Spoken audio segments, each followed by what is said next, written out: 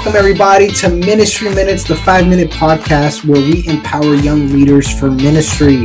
I am David Hernandez, your host, and today's episode we'll be breaking down the New Testament in the New Testament survey.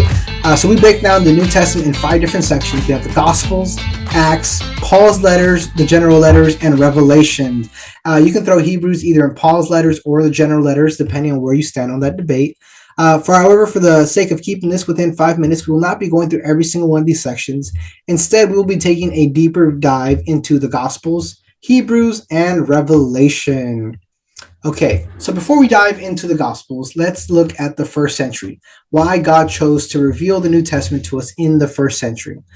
God had perfect timing when he revealed this to us. It was perfect timing politically, perfect timing culturally, perfect timing theologically, and perfect timing religiously. Perfect timing theologically because the Old Testament is now complete. God has revealed everything that he wanted to reveal to us up until this point, and now we can be prepared for the climax of the Old Testament, the fulfillment of the law. And it is perfect timing religiously because the people of Israel are now expectant of their Messiah. Although they are spread out throughout the Roman Empire, you see synagogues that have been built up all throughout, and they're waiting for this new Davidic king, this Messiah, to rise up and restore the kingdom of Israel.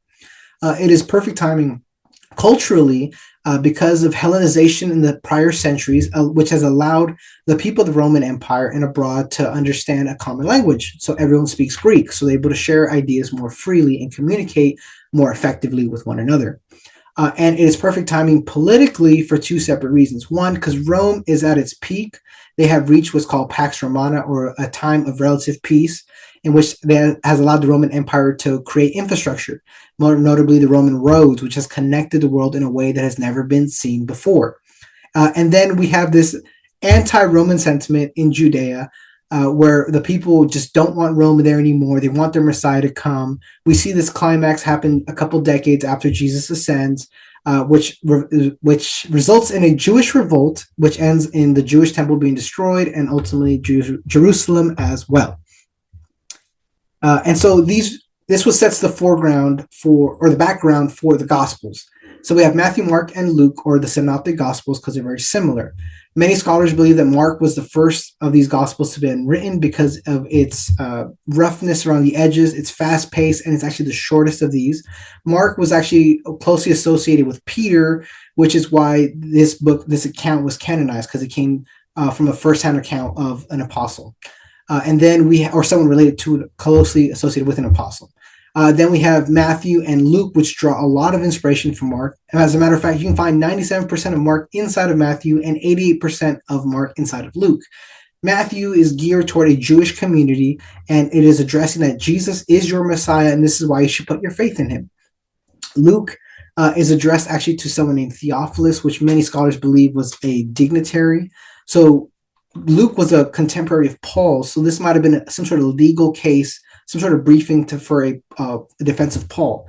We know this because it's also connected to Luke and Acts. That's one volume set work from Luke himself. And then lastly, we have John. John is different than the other Gospels in that it has a more evangelistic approach to it. It is letting us know Jesus' humanity and his divinity at the same time. We see verses where Jesus wept and where he was hungry.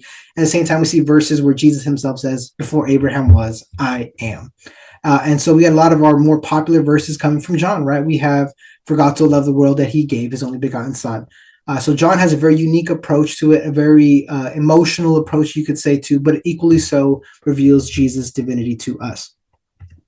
And then we're going to break down Hebrews real quick here. So why you should read Hebrews and why it matters, because it gives us a deeper understanding of who Jesus is. He is not creation. He is not another prophet. He's not another cool human being. He is God himself. He is a greater high priest. He's above the angels. He is the forerunner of our faith, the author of our faith. He's perfect in every way, shape, or form. And it better gives us an understanding of what parts of the Old Testament do we still complete and do we still follow, and which parts of the Old Testament do we no longer follow because Jesus fulfilled the law. So aren't you grateful you don't need to be circumcised anymore? You can wear clothing of multiple fabrics and eat all the shrimp and bacon that you want. And lastly, we're going to go through Revelation. Revelation is written by John, either John the Elder or John the Apostle, depending on how you understand the scholarship behind it. but is breaking us down of further revelation of who Jesus is. How at the end evil will be defeated, and we can have our hope in this: that at the end of everything, God wins, Jesus reigns. It shows us a deeper understanding of what humanity's purpose was, a deeper understanding of who Jesus, why he was needed, and don't get caught up on how the events are going to end and the end of time. But what we can do is apply this in very practical ways. We can look at the 7 letters that Jesus addresses the churches. We can apply this in how we can see worship in heaven. And ultimately, we can see how the divine Jesus truly is, how he is faithful and true, and how we can follow him and know that our faith is not in things that are going to pass away, but our faith is eternal in Christ. So thank you, everyone, for tuning in. And this has been Ministry Minutes with Dave Hernandez. I'll see you next week for next week's episode.